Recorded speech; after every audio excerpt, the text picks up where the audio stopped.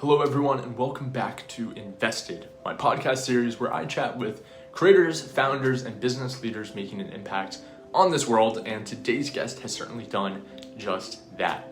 In today's episode, I will be sitting down with TJ Rodgers. TJ is a legendary figure in the semiconductor industry and Silicon Valley as a whole. In 1982, he co-founded Cypress Semiconductor, a leading provider of embedded semiconductors. Under his leadership from 1982 to 2016, Cypress grew from a startup into a multi-billion-dollar company. He took the company public in 1986 and oversaw its expansion into new markets like USB controllers, Wi-Fi, and microcontrollers. Rodgers served as Cypress's CEO for 34 years until stepping down in 2016 as the longest-tenured CEO among all publicly traded technology companies. In 2020, Cypress completed its acquisition by Infineon Technologies, where it was purchased for close to $9 billion. Rodgers is known for his outspoken personality and management style, so much so that he was coined America's toughest boss by Fortune magazine in 1993. But before Silicon Valley, Rodgers was a Sloan Scholar at Dartmouth, where he graduated in 1970 as the salutatorian of his class with a double major in physics and chemistry. He later served on Dartmouth's board of trustees from 2004 to 2012, endowed 2 chairs at the college, and currently holds the title Trustee Emeritus. Rodgers then attended Stanford University on a Hertz Fellowship, earning a master's degree in 1973 and a PhD in 1975, both in electrical engineering. Called a quintessential entrepreneurial company by the Wall Street Journal, Cypress had 27 of its alumni move on to become Silicon Valley CEOs. Rodgers has received multiple awards for entrepreneurial excellence, the most prestigious of which are the Encore Award from the Stanford University Business School as Entrepreneurial Company of the Year in 1988, and the Entrepreneur of the Year Award from Ernst & Young in 1991. Rodgers holds 20 patents, and as a lifelong proponent of free markets, he has testified before Congress 5 times, an act that put him on the cover of Businessweek magazine with the title Bad Boy of Silicon Valley. As of April of this year, TJ now serves as the CEO of Complete Solaria, a public solar company where he previously served on the board. TJ truly loves what he does and has the extensive track record to prove it. At 76 years old, TJ still works every day of the week and has fun doing it. In the hours that he is not working, he is tending to the 3 vineyards that he owns, where he is looking to harvest some of the best wines on earth. I thoroughly enjoyed my conversation with TJ and trust you will too. From lessons learned while building a billion-dollar company from scratch to the fight against censorship of free speech on college campuses, this conversation has it all. And with that, my conversation with TJ Rodgers.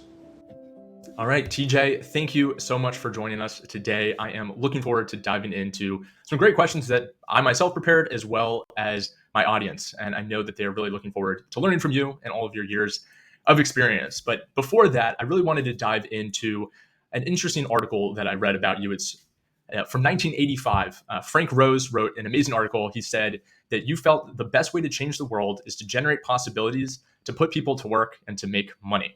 It's been almost 40 years since that interview. Do you think those principles still hold true for changing the world in 2024? Of course.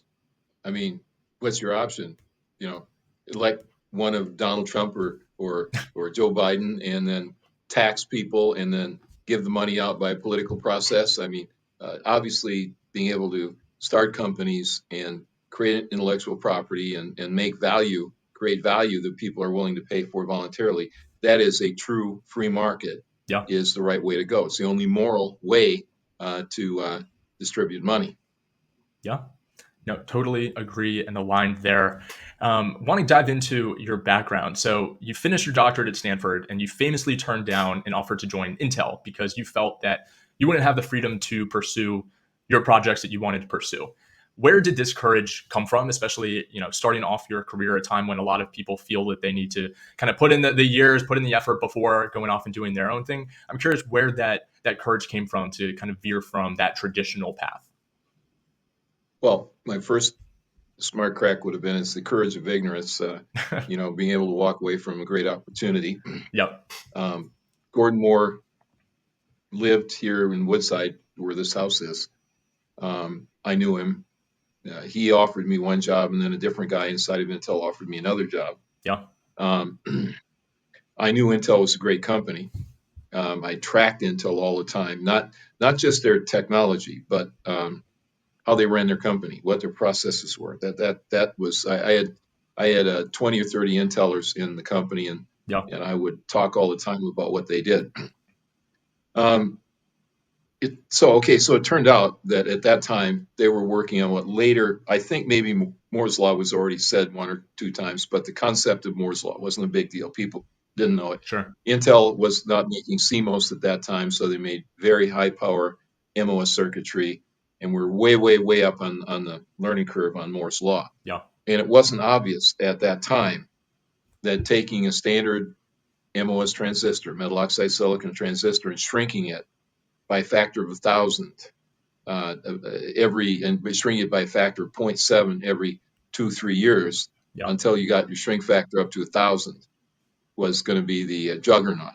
Right. So I invented. So everybody was trying to invent simple integrated circuit. You could get more chips on it. You could get more transistors on a chip and more chips on a wafer. Right. Meaning that a given function, a memory, a computer, whatever, would be cheaper. And there were a lot of different candidates. I invented one of them at Stanford. My invention was complex. It was a little bit weird, and it really did work. It was a technology where instead of MOS transistor is lateral. So current comes in one side, then it's controlled across the center by a gate, and that's the control element. And then it goes out the other side. There it goes out the other side. Yeah. So you turn on and off devices, but they have 3 surface terminals. What I did was take the transistors and turn them sideways and downward. Right. So their surface aperture was smaller. Therefore, you could get more of them cranked in. Yeah. Into an area. So I had a technology, and to do that, I used a relatively exotic crystal plane dependent etch, where the etching species was hydrazine. Hydrazine is diammonia, and the 2 little hydrogens that stick out like horns off the ammonia, off the nitrogen and hydrazine, match up with certain crystal planes in silicon. That is, the atoms are the same distance apart, and they etch it. Yeah. And other times they'll get in there and they don't match up, and they can't etch. Sure. So when you use that etchant, you actually can etch a perfect crystal plane. Okay. And it turns out if you cut the wafer properly, that crystal plane is like at a 45-degree angle to the surface. And then you make your transistor on the surface. And I did. I made memories. I made chips. Yeah. When I was at Stanford, I made the transistors myself. And I actually got one of Intel's competitors, American Microsystems, to pay me to try to commercialize the technology. So we were going to kick ass on Intel, right? Yeah. And so I think everybody now knows that didn't happen. But there were a couple of years there when the memories we made, and we were trying to break into the memory business. Intel made memories at that time, and they were number one. And we had our angle where we were going to get better. The problem was Intel, you looked at them, and then all of a sudden the transistor was that big. And then you looked at them again, and the transistor was that big. And you looked at them again, and the transistor was the thickness of my fingernail in lateral dimension. And so n squared, right? Shrink it by n squared more transistors. They just won. Yeah. The company I started, Cypress. So I turned down a job at Intel. I worked at AMI because AMI let me work on my stuff. Right. Then that didn't work. Got my butt kicked. That was 5 years at AMI, and finally realized it wasn't going to happen. And then I went to AMD, Advanced Micro Devices. Yeah. Intel's arch rival. Bitter war, lawsuits, the whole thing. Yeah. And I went to work at AMD because I realized that running a business mattered, and how geeky you were technically didn't matter that much. And I wanted to learn how to run a business. So I learned that at Advanced Micro Devices. Yeah. And I turned down a job at Intel before I went to AMI. Then after I left AMI, then I turned down another job at Intel to go to AMD. And both cases, Intel was a juggernaut in the machine. Yeah. And in both cases, my opportunities were to be a bigger fish in a smaller pond. Yeah. And I've often reflected on that. I know very well that if I had stayed in Intel, I admired their culture, and I think the way they thought. Andy Grove and the way he ran that company, well, I was going to say ran it like my company. The other way around. I knew what he was doing, and I copied a lot of his policies. Sure. So I had a chance to make it. And I did, in a way. The Cypress, when it got sold, it was sold for $9.6 billion. That's 2 years, $9.4 billion. That's 2 years after I retired. Yeah. So it's the free market, right? And I decided to be an entrepreneur and go against the establishment. And congratulations to Intel. They did a spectacular job, and they were are a national asset that matters to our country. Yeah. So it's no problem at all giving them all the credit in the world. Yeah, well, certainly. Diving even further back into your history, I know you were a star linebacker at Oshkosh for 2 state championship football teams. That's impressive. And then you went on to Dartmouth, where you played football there too. But you also were in a fraternity. So there's kind of that perspective of things. But then you still graduated at the top of your class, second in your class. You were in Phi Beta Kappa. Obviously, went on to your fellowship at Stanford. I think that's a good epitome of the work hard, play hard culture. And that's something that I can relate to, I guess, from my experience. I was in a fraternity on campus, but then, of course, still worked very hard academically, too.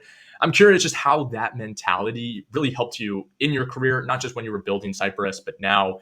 And, even 40 years later, do you still implement that work hard, play hard mentality as you approach your days today? So my kitchen is right next door. And when I built my house, I actually moved the winery 6 feet in one direction. So the winery is perfectly framed by my kitchen window. So I sit next to my pizza oven, wood burning oven in the kitchen, and look out over the vineyard. And that's where I work. Yeah. And just to illustrate the work hard, play hard thing, often my wife will come into the kitchen, and say, "Honey, you've been screaming at the top of your lungs for the last 3 hours. Aren't you getting tired?" The translation, why don't you calm it down a little bit? So work hard, play hard is the way I'm wired. Yeah. In retrospect, I look back at my mother, and she was wired that way too. Yeah. And I like it. And it turned out, you ask yourself, well, what if you'd have stayed at Intel? Well, if I'd have stayed at Intel, I probably could have gotten a big job. I certainly would have moved up in the hierarchy at Intel. To say you would have gotten the number job is saying way too much, but I kind of went my own way. Right. And that, it wasn't accidental. I look at what happened to me, and somebody say, and if I portray it as an accident, everybody will say, "Wow, that's amazing." It was pretty hardwired. So I play football. I like football. I like the strategy of football. I like the courage required to play football. I like the game. Yeah. And we were state champions 2 years in a row, and that was in Wisconsin, and that was in the Fox River Valley. And the Fox River Valley goes from Oshkosh, and it ends up in Green Bay, Wisconsin. So 3 of the teams in the Fox River Valley were Green Bay East, Green Bay West, and Green Bay Southwest. And Green Bay West, their home field was it's called Brown County Stadium, which later got named, when he died, Lambeau Field. So I played in Lambeau Field against Green Bay high school teams. Very cool. And we were good football teams. Yeah. So I was sitting in Oshkosh High School, and this guy comes cruising in, short haircut, reps tie, blue Air Force tie, red, white, and blue tie, a light blue Oxford cloth shirt, button down, blue blazer, gray flannel pants. So in other words, he looked like an alien in Oshkosh High School. Yeah. And he comes in my study hall, and he walks over and says, "Are you TJ Rodgers?" "Yeah." He said, "My name is Earl Hamilton. I'm the line coach from Dartmouth College." And I go, "Where's Dartmouth College?" I had no clue. Yeah. So the guy explains, well, it's in the Ivy League. It's one of the 9 schools in the Ivy League, and we have good football teams. We don't have football scholarships, but you can get into a really great school through football. So I had a high school teacher, just died, who had her own little fund in Oshkosh, taking care of kids in Oshkosh, for this kind of stuff. She convinced me to go. I was going to go to University of Wisconsin-Madison. Yeah. And she convinced me to go. She convinced my parents to let me go.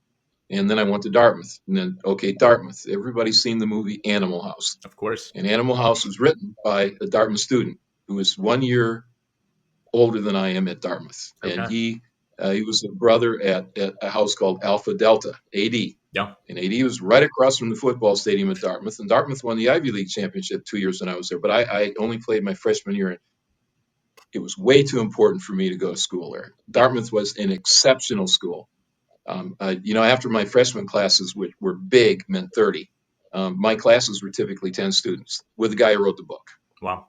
and I took a chemistry major. Then I decided physics I like better, and I took physics major. And then I decided in one course at the end, electrical engineering, and I took a double E course, and I loved it. And I said, this is what I want to do. So I was accepted at Stanford Physics. I called them up, dorm phone, said, yeah, I won't. I'm not. I don't want to do physics. Can you move me into the electrical engineering department? I want to work on integrated circuits.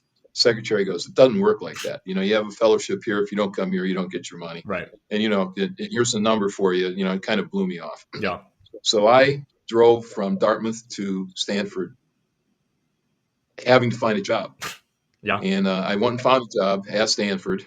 I went through a couple iterations, but I went professor to professor. I'm a smart guy, really good in physics and chemistry. I graduated at Dartmouth. I was number 2 in my class, all that. And they listened and they go, okay, but there's a lot of really good people Of course. at Stanford. And I got the guy who ran the Integrated Circuits Laboratory, Professor James Meindl, to whose foundation I'm a contributor, and they support students. And Meindl, I didn't really understand transistors that well. Now I have a PhD in transistor physics. That's what I got in 1975. But at that time, I didn't understand it. So I asked him how an MOS transistor worked. I just described it sort of for you for the discussion of Moore's law. And he explained it to me carefully. And he went to his book and he pulled out a bookshelf and he said, I'll lend you this book. Go read the first 3 chapters of that book. You'll understand it. So that's what I did. I made transistors in the Stanford Integrated Circuits Laboratory with my own hands. There were no technicians. Yeah. I've made millions of transistors with my own hands over a 5-year period, and I invented that technology I talked about earlier. Yeah.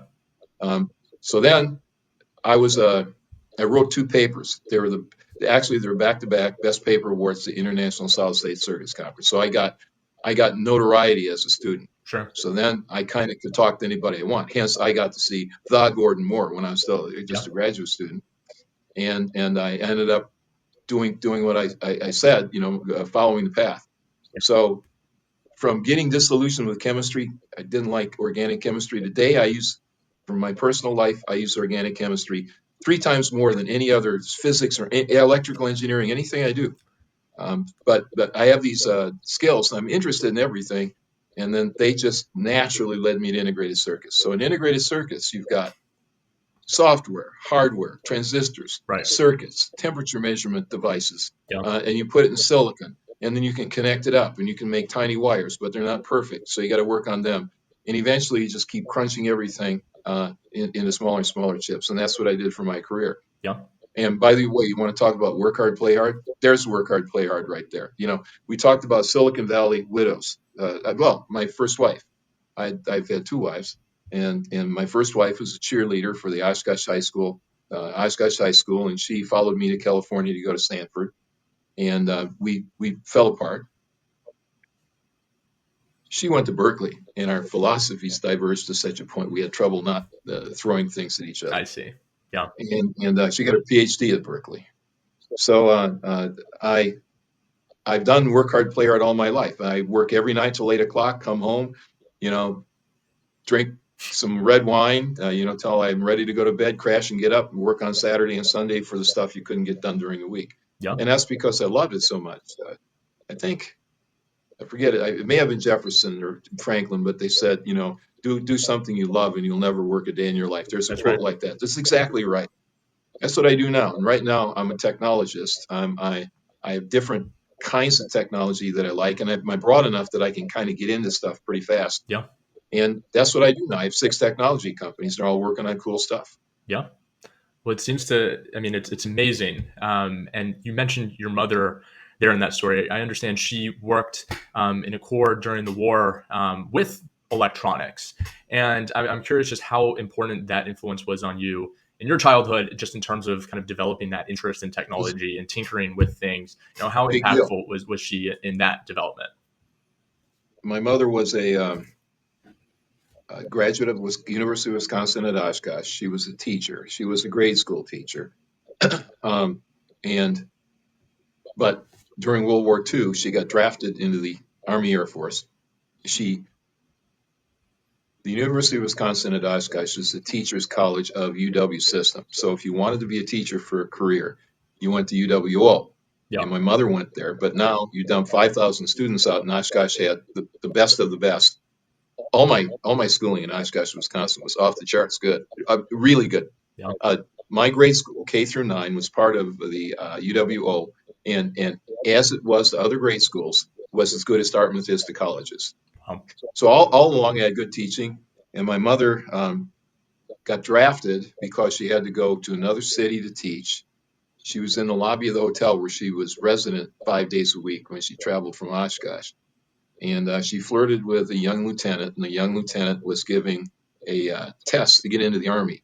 So my mother got the letter. Congratulations, you've passed. Yeah. Please report to Truax Air Force Base, Madison, Wisconsin. Boom, she was in. Okay. Then they sent her to St. Louis University. She learned about the FM radio. Still today is called super heterodyne. She learned how to make and repair super heterodyne radios for World War II. And so when I was a kid, all those books were there in the kitchen. Yeah. And when I was like fifth grade, she'd bring out the book and start talking about electronics to me. So yeah, I got kind of a head start. Yeah. No, that's great. And I think something that a lot of parents need to do a better job implementing now, I would say. And yeah, it's like just that passion and that interest, I think, comes through the fact that you're still working every day. You're Friday, Saturday, Sunday, you're still doing what you love. My question to you, I mean, you were the longest serving public tech company CEO, working at Cypress for 34 years as CEO. You're still in a CEO spot now, different company, but still very challenging. Where do you find that energy? What gets you up? I know you said you have that love and that passion for learning and doing what you do, but where do you find that energy day in and day out to just keep performing at the top of your craft? Well, I'm lucky. It's there, right? I know a lot of people. I'm 76. I know a lot of people that have, they're already chair-bound Sure. at that time. The athletics helped. Yeah. So when I stopped playing football, I said I wasn't going to get out of shape. So I lived in the hills in New Hampshire, and my dormitories run in the Connecticut River at a 60-foot bank, very Okay. steep. Yeah. And I used to run on the banks of the Connecticut River in the summer and on the ice on the Connecticut River in the winter, and then run on the Connecticut and then do sprinting up that 60-foot hill to my dorm. So I kept in shape in college. Yeah. I work out 5 days a week today. I live in the hills here in Woodside, Yeah. the Santa Cruz Mountain foothills, and I run every day, and I got a hilly run. I'm sure. And so I keep in decent physical shape, and then I work. So I'm mentally active all the time. Right. I mean, that's fantastic. And I mean, to still be able to prioritize your fitness and your wellness, even when running large companies. In that article I referenced earlier, it said you had the habit of running 4 miles every day. And yeah, I believe it. I've been to Santa Cruz. I understand San Jose, that the hills in that area are nothing to play with. So I'm from Florida, where it is nothing but flat. And so I respect that Running a in lot. Florida, hot humid weather is tough too. I've done that. That is true too. The humidity, that's a different ball game. But as I was saying, you were at Cypress for 34 years. You now are complete Solaria. You've sat on several boards. You've seen a lot of different executives through your time. What in your mind separates a good executive from a great executive, and what could students, young professionals like myself, start doing today to help us develop into a great executive one day? Okay, so I do that. And you said I'm still a CEO. That's not by choice. I got a company in trouble, and my analogy is it's 2 o'clock in the morning. Somebody leaves a baby on your doorstep in the rain. You take the baby in. So right now I'm a CEO. I've been there, done that. I don't have any desire to do it, but Sure. what I do is I train CEOs and I train executives, and we're talking quote unquote young guys. So we're talking 35-year-olds who are technically great and they want to know how to run a business exactly the way that I was trained by the venture capitalists and people that helped me Right. turn from a techie into an executive. Yeah. What makes it's simple. People ask me, well, why don't you get bored of your job? And the answer to that question is really the key to the bigger question. I said I never had the same job. Yeah. In the beginning, I had to raise money. I had to write. I had to prove that we were going to do something. I had to convince 6 all-stars, 3 of them out of AMD, 2 of them out of Intel, to quit their job and come and work for me for a lot less money. Yeah. Then I had to hire Silicon Valley engineers are notoriously unmanageable bunch. Sure. And then you bring them in, and yet you've got to get something done that's really, really got to work. That means it's got to be perfect. They have to have quality standards that are very high. Right. So you learn. So that's your first 5, 6, 7, 8 years. Then you run a company. Then it's got divisions. Then you got products. All of a sudden you understand that your products go into machines that are more complicated yet. So go look at routers and things in the communication world. Yeah. And today it's AI is the hot new topic. And you have to understand how your stuff works on that. My expertise starts falling off. I understand systems. I understand computers. I program computers at assembly language level. But you got to understand your customers. Then you got to understand business. Right. Then you got to, if you're successful, you got to build something that costs $1 billion. Okay, that's a whole new story. You got to convince somebody to give you $1 billion. Right. So each level is a different job, totally different job. So Right. the one thing that I don't do when I do whatever is required to make the company work, and it's typically something that's screwed up or I'm worried about or hasn't happened yet. Yeah. And as soon as I know how to do it, then I can train somebody else and they can do it. They can move up and I can move on. So that's one thing. CEOs, they do what's required to make the company work first priority. Yeah. Okay. Now that eliminates half of them that just want to be rich. That eliminates another quarter of them that just want a business card that says CEO on Sure. it, and they're impressive and buy a Jaguar or whatever.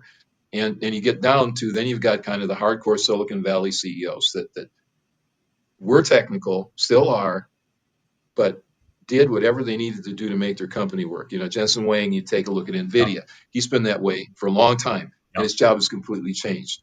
So number one is you care more about the company than you do about your own comfort. Sure. So I remember many nights staying at work till 7 o'clock. PowerPoint hadn't been invented yet, so you'd have to create your diagrams, put them on an easel, take a picture of them, take 35 millimeter film, run down to the drugstore, get 1 hour turnaround, and get your 35 slides back to give your pitch at the conference the next day. Remember many nights going home late that, and then you can delegate that to somebody. You can have a department, I guess. Yeah. I never had, because I would never trust anybody to do my stuff. Point one. And point two, typically, I would much rather have another engineer than somebody being an assistant to me in that regard. Sure. So you get deeply involved in everything you do, and you really care, and you never run out of things to do. So right now, I'm more interested in finding technologies that are interesting to me, and then getting teams together to bring them to market, make them work, and make them a big deal. Yeah. And I'm working on all kinds of stuff. I have a company in Rochester, New York. So if you take a solar panel, it's 1 meter wide and 2 meters tall, so 3 by 6 feet. Yeah. And it generates today about 400 watts. So you got sunlight coming in. So sunlight's got 3 different kinds of ultraviolet, then blue, then yellow, then green, and then out to red, and then infrared. And infrared goes out quite a way. And all of those contribute to solar energy. And it turns out the photons that are the most important are the ones like in the red, the infrared area. They have just enough energy in silicon to cause an electron to go over the band gap, and then it comes back down around the other way. That's where the power comes from. So the blue photons, which are much more energetic, they waste energy because they excite the electron way up here. It burns heat coming down here and then does the trip. Sure. But you only get 1 electron times 1.12 electron volts of energy out of it. So the idea is, why don't you take those blue guys and cut them in half, Right. and get 2 red ones out of 1 blue one? Then you get twice as much energy. Yeah. And they're working on that. And everybody knows about it. It's called phosphors, right? Right. So you take phosphors that absorb UV light or deep blue. These are atoms that internal electrons, and then the internal electrons drop back down to the ground state and emit. Yeah. And of course, getting them to emit the right frequency and emit 2 instead of 1, that's the secret. So we've been working on that for 3 years and $20 million. And if it ever happens, every solar panel in the world will get better just by buying a better piece of glass to put on the front of it. Yeah. And that's one of my 6 companies. No, that's fantastic. And it's interesting, just obviously for myself being earlier on in the career, but as you were saying, the art of understanding that training the people below you to do the things is such a big part of the job. And I think as people grow, and they think what got them there is what's going to get them to the next step. And typically you get there through hyper managing everything and being super hands on, but sometimes you need to be a little bit more strategic and growth focused. So really interesting stuff.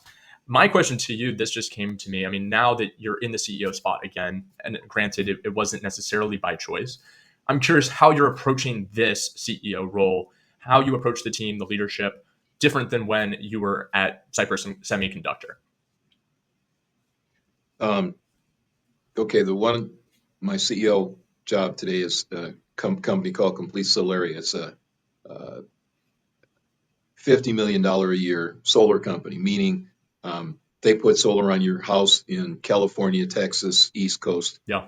It's a classic solar company like SunPower. One of my original companies was SunPower. That Cypress, my company, owns SunPower as a subsidiary, so I got interested in solar. Okay. Plus the band gap thing, that I was telling you about. So how do I work with them? Well, I think they tell you I'm not as good a CEO as they expected. Okay. Because when you're learning how to do it, then you're talking with them and you're making mistakes and fixing it and trying to do it better. Once you understand how to do something, then you just know. Right. And it's exactly like a student in class. You don't have that long absorption time. The professor gets up and he gives you a 55-minute lecture, and Right. it comes at you at rocket speed, and you're taking notes as fast as you can. And he's giving concepts that he understands because he's worked on it for many, many years. Yeah. And you've got to absorb it quickly. So I'm kind of like that. I'm kind of like the professor. It turns out I wrote a book in 1992 about bringing Cypress from nothing to $100 million. Yeah. It was called No Excuses Management. Turns out that book is the ideal book for my new job, which is sort of call me the chairman of the board who's training the executive staff on running a company. Yeah. And the book was about business systems in a world where only WordPerfect, which didn't even exist then, but the equivalent of WordPerfect, spreadsheets, and PowerPoint existed. And then you had rudimentary computers. Well, today this computer here has got more horsepower in it than all the computers in the world back when I started the company. But it's a book about how you take rudimentary systems and run a company. And the thing is about the philosophy of what you're trying to get done, and what measurements you make, and what data you keep, and how you work with the data, and then how you make decisions based on it. Yeah. So I have a staff meeting that goes 5 hours twice a week. So it's like your long lecture hall. Yeah. And then I talk about whatever is the problem. It's the same thing. Whatever they're working on that they care about that we need to work on together. Or I'm trying to build something for the future. Yeah. Like, for example, get them ready so they can be a public company if they choose to be if they qualify to be a public company. Right. So I'm not a CEO. I do get involved in their decisions, and I do ratify their decisions that the board needs to ratify. So if they want to spend big money, or if they want to take a strategic direction, they got to get board approval. Yeah. So I work with them on that. That's if you want to talk about the troubles I have, that's one of the big ones. Sure. They're getting ready to make a classic mistake, and I'm saying, no, don't do it. And they say, yeah, but I'm young and energetic and smart, and I really want to do that. And they go, Right. don't do that, you get screwed. And then we go around for a while, and then I scream it, and then maybe TJ's TJ is exactly the way Andy Grove was when TJ decided he didn't want to go to work for Andy Grove. Yeah. Well, good reflection there. One of the maxims that you used when you were at Cypress was the idea that only the best, you only wanted to hire the best, you only expected the best out of your company. What characteristics did you look in someone that helped you determine if they were the best, if they were the right fit? And again, bringing it back to kind of my audience, what can we do to try to, inhibit some of those characteristics? Well, I did. I said my hiring strategy was only the best. I gave a lecture. Matter of fact, the last time I gave the lecture on how to hire was yesterday for 2 hours to a company in Lexington, Kentucky, that I'm chairman of, and we're working on bourbon. Yeah. And we're working on how not to destroy a tree for every 2 barrels that you make of bourbon, and how to make, but what are the chemistries that make good bourbon whiskey and allow you to use 30 times less wood and make bourbon and still win awards. I'm not a bourbon guy. I'm a wine guy. I live in California, but I got into that. and I was teaching them how to hire. And so it's a business process. It's hard. It's not the buddy system, and Yep. all of that doesn't work. You start out by determining who you need, and that's hard because you'll always need 3 times more people, you'll think, than you can really afford. So you try to figure out who you need. There's a process for that. Right. And then dropping out of that, then it says, here's your precious 4 people you can hire in the next 6 months. How are you going to pick them? Right. Then it goes through the process of picking them. Turns out that is better subcontracted. The headhunters do this for a living. They have large lists of people. They deal with a lot of people. And when you start describing attributes you want to have in an employee or in a person that works for you, Yeah. they're the right people to bring you the 10 candidates. It's your job to take the 10 candidates and pick out the best one. Yeah. And who's best is it's not one size fits all. As a matter of Sure. fact, my reputation is I have a lot of weird people that are around me Yeah. because I will find somebody that is, well, I'm going to give an example everybody knows. Steve Jobs Yeah. was weird, Yeah. okay, but he was the best. So the point is, you find somebody that's really good at something that's important you need to do. You decided you need to do this thing. Right. You find that guy, and then he's the best. And then he's got all other problems, or he doesn't give a shit about money or whatever. And then you got to, if you can, convince him to come in. Right. And then after a while, you form teams, and the teams all have different views of what quote best unquote means. Yeah. And then those teams find, debate, interview, and bring in people. And eventually, you have a culture. The ultimate is culture. That was the book, the work that came out of Stanford, Built to Last. Yeah. One to many and built to last, and the other one was good to great. Yeah. That's Jim. Is And that Jim those Collins? books talked about Yeah. culture. So you do what I describe enough, you get a culture. Yeah. If you're lucky enough to get a culture, then the culture, you kind of put it in autopilot. Right. So they will bring you good people. They will pick good people, and they'll bring them into the boss. Usually for me to give a sales job, to get somebody Sure. that's wanted all over the place across the threshold into our place. Yeah. So if you don't have the best, it'll kill you in a startup. Yeah. You can be a big company with mediocre people and get away with it. We've all been, I won't name any companies, but you've been in the store, you've been somewhere, you've been unimpressed, and this company's got a lot of people like that. You can get away with it in companies that have thousands, plural, of people. In companies that have 10, you make 5 mistakes, you're deader than a doornail. Yeah. So you picking good people and hiring right and putting energy and intelligence into it's a big deal. Yeah. Well, you mentioned there kind of the power of specialization, finding your strength and being the best at it. Like I said before, a lot of my audience is they're young professionals. They're looking where they want to dedicate their life, where they want to follow, and it's a big decision. I'm curious what your advice would be to those ambitious young professionals who are just trying to make a decision for where to dedicate their life's journey. You've obviously just constantly followed your passions, your interests. Would love to just hear some advice to people who are trying to figure out where they can really thrive, and I guess how to reflect on what that might be. In a different form, I've already answered that question. Sure. And I was I went back to Dartmouth in 2004 as a trustee, and I was on the board of trustees of Dartmouth from 2004 to 2012. And as a trustee, I had hundreds of students come up and say, "What should I do?" Yeah. And the advice was always the same. It's always easy. What do you like doing? Yeah. You need to do something you like to do, because if you don't have passion about what you're going to do, somebody else you're competing with will have passion. That's right. And the person with passion will wipe you out, because you want, you want a quote unquote balanced life and all that good stuff. And that person will outwork you and outthink you, and, Right. and you're going to get wiped out. So do what you like to do. Yeah. And it's not always about corporations, money.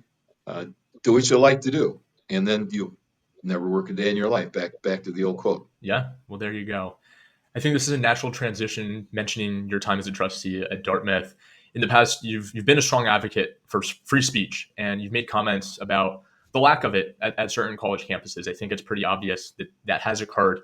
Why do you think free speech is so valuable, and what can we do as students, as young professionals, as business leaders to combat kind of what we've seen in terms of the censorship and just the lack of free speech?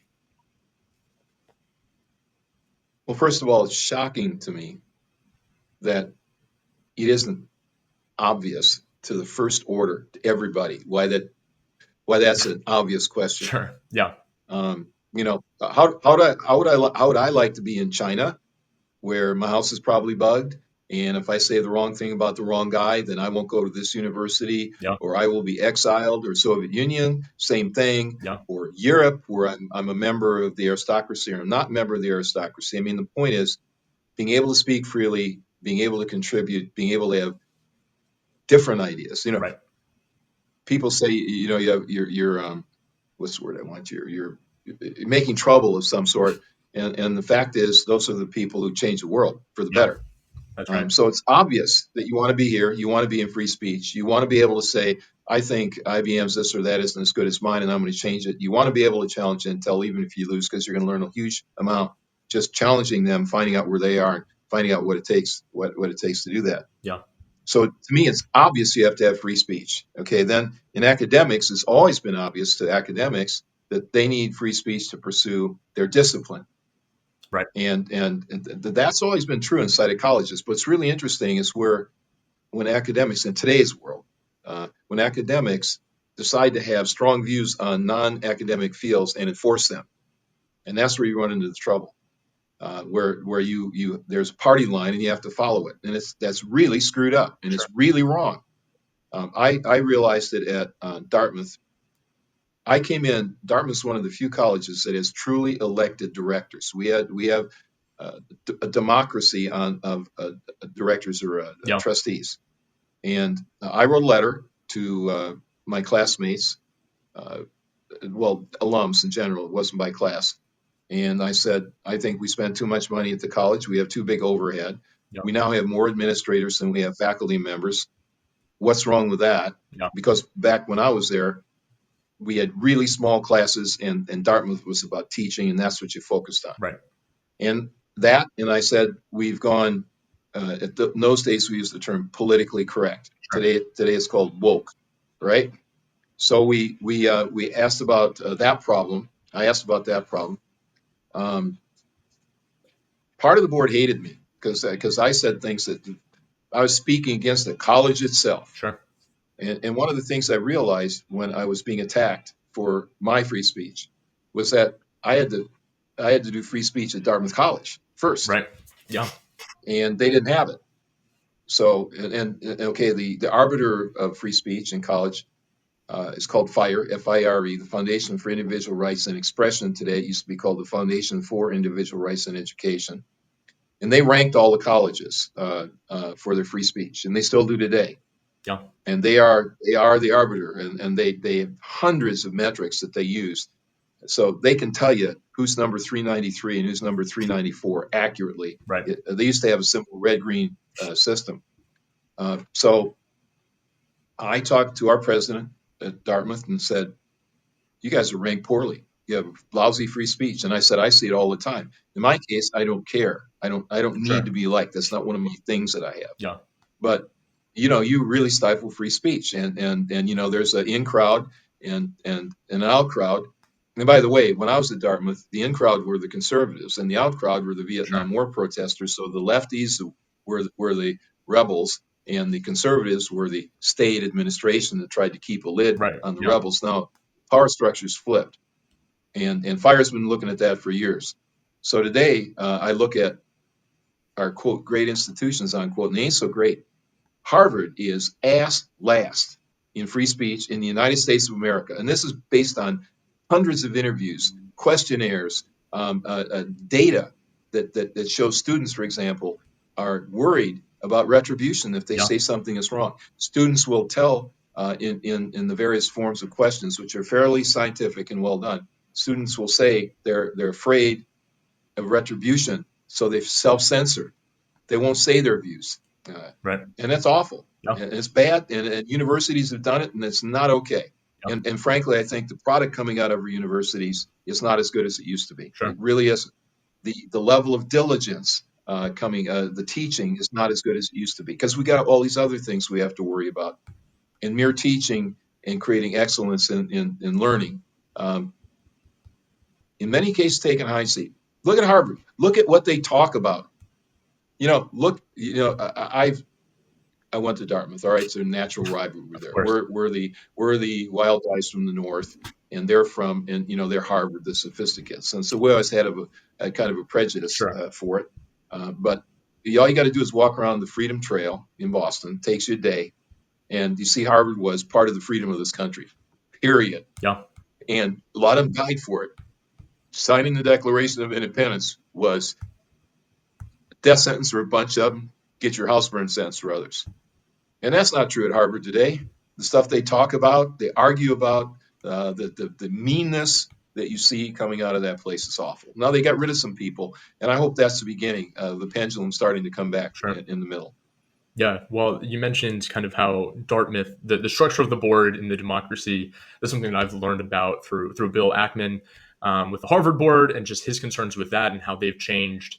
It was after I think it was they wanted to divest from big oil. They changed the requirements and that now you need way more votes than ever before to even be up for election. It's really interesting just kind of how the system works. But I think it's important to be having these conversations. I had James Fishback on the podcast. He was one of my earlier guests. He's an advisor to Vivek, who, of course, is a major advocate for free speech. And so it's just a really interesting conversation. And it's not that one side is right, one side is wrong. It's just that there needs to be that conversation. And I think at some of these universities, that conversation isn't allowed to be had. And so, Well, you got to differentiate a little bit between right and wrong. sure. Yeah.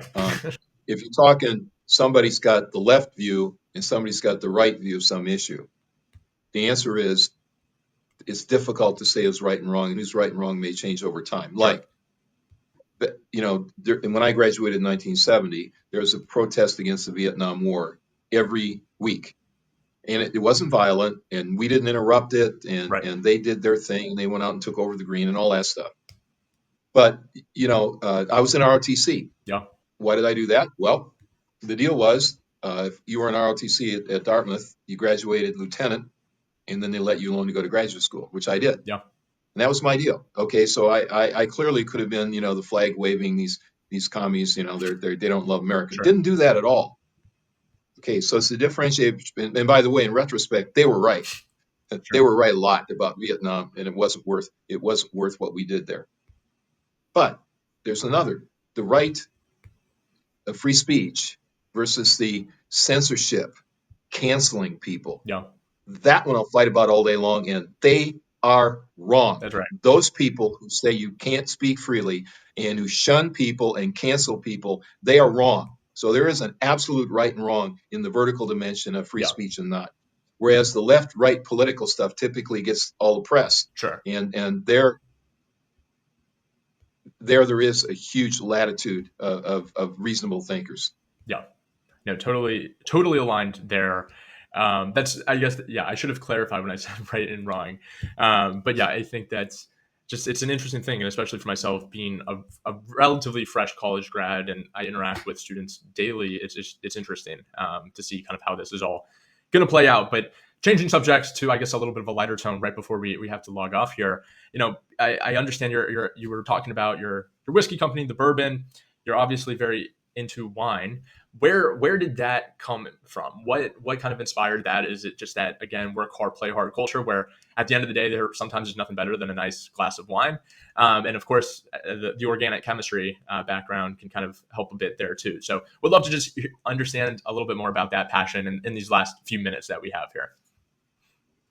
I had my first drink on New Year's Eve of my senior year in high school, and I had a couple beers.